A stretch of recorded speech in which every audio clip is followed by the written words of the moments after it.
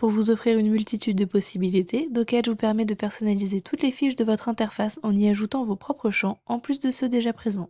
Dans l'exemple qui va suivre, nous nous concentrerons sur la personnalisation des fiches contacts, mais toutes les fiches de Docage peuvent être personnalisées. J'accède à la fiche depuis la liste des contacts dans le menu de gauche, puis j'ouvre la fiche d'un contact. Les champs personnalisés que j'aurai créés se retrouveront dans le dernier onglet Champs personnalisés. Ce sera le cas pour toutes les fiches que j'aurai personnalisées, comme par exemple les fiches de transaction. Pour ajouter des champs personnalisés à une fiche contact, je vais me rendre dans Mon organisation, puis dans l'onglet Personnalisation des fiches. Sur la gauche, je vais sélectionner parmi la liste la fiche que je souhaite personnaliser. Dans mon cas, il s'agit de la fiche Contact. Généralement, je choisis de créer des champs dans le contact lorsqu'il s'agit d'informations fixes sur le contact, et je choisirai plutôt de personnaliser la fiche de transaction s'il s'agit d'éléments variables à chaque transaction, comme par exemple le montant d'un devis ou un nombre de fenêtres à poser. Sur la partie à droite se trouve la liste des types de champs disponibles.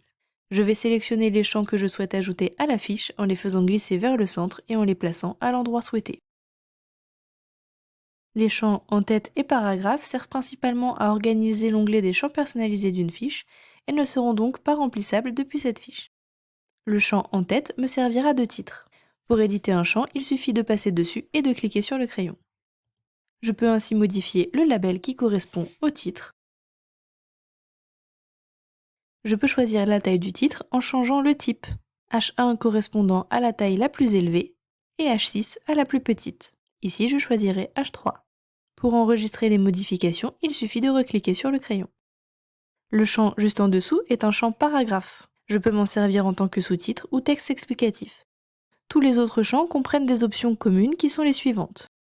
Le label qui correspond au titre, le texte d'aide qui permet d'indiquer une information qui apparaîtra dans une infobulle à côté du label, le placeholder permet d'afficher du texte dans le champ lorsque celui-ci est vide, le nom correspond à l'identifiant du champ dans le formulaire. Il peut être modifié afin de l'identifier plus facilement dans un document. Mais attention, cet identifiant doit être unique pour chaque champ. Ainsi, je ne pourrai avoir qu'un seul champ dont le nom sera région. Les classes permettent de mettre en forme les champs dans les fiches personnalisées. Nous détaillerons le fonctionnement de cette option dans un champ suivant. Les autres options sur les champs diffèrent d'un champ à l'autre.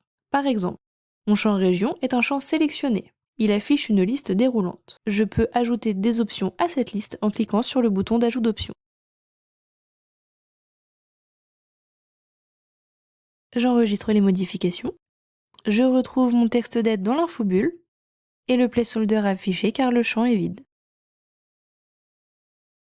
Le champ Marque des éoliennes est un groupe de cases à cocher. Il se paramètre de la même manière que le champ précédent, mais dispose d'options supplémentaires d'ordre visuel. La fonction Activer-Désactiver permet de modifier l'apparence en sélecteur. La fonction Aligner permet d'afficher les options en ligne et non en colonne. Les cases cochées lors de la création du champ personnalisé seront par défaut aussi cochées dans la fiche. Par défaut, les champs s'affichent les uns en dessous des autres, mais il est possible de les afficher en colonne, comme dans notre exemple. C'est-à-dire comme ceci. Les trois champs sont affichés côte à côte. Pour ce faire, dans Classe, nous avons indiqué les formules row 1 et col MD4. Row signifie ligne, il s'agit de la ligne sur laquelle les champs vont s'afficher. J'indique donc row 1 pour les champs marque des éoliennes, nombre d'éoliennes et puissance cumulée.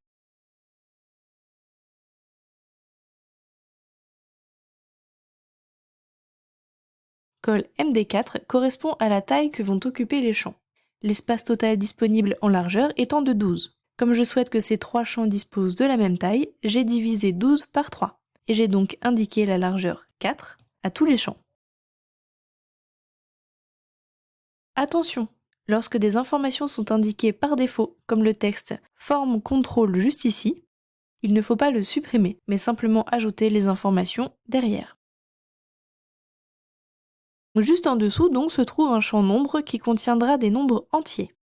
Pour celui-ci, il sera possible de définir des valeurs minimales et maximales. Il est aussi possible d'indiquer un pas qui correspond à la valeur d'augmentation ou de diminution à chaque clic sur la flèche. Ce qui fait que lorsque je vais cliquer sur la flèche, la valeur va augmenter de 2 en 2 jusqu'à la valeur maximale, soit 10.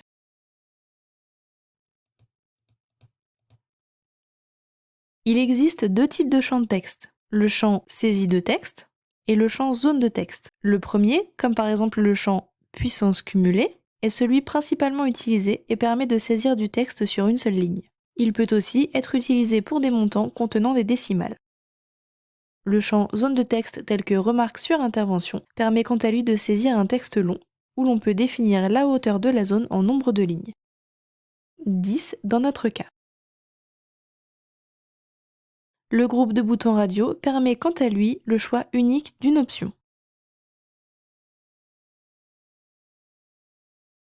Et enfin, notre dernier champ est un champ de date. Une fois mes champs personnalisés ajoutés, je peux modifier l'ordre d'affichage en les faisant simplement glisser sur la page. Je peux dupliquer un champ en cliquant sur le bouton Dupliquer à droite du champ. Pour supprimer un champ, il me suffit de cliquer sur la croix juste ici, puis de confirmer la suppression. Une fois que j'ai terminé, j'enregistre mon organisation. La page se ferme. Il me suffit de rouvrir une fiche contact pour constater mes modifications.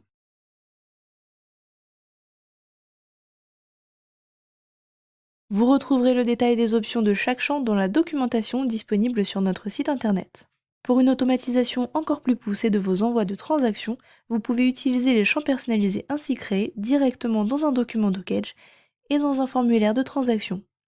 N'hésitez pas à consulter nos vidéos dédiées à ces sujets sur la création de documents Docage et de modèles de transaction.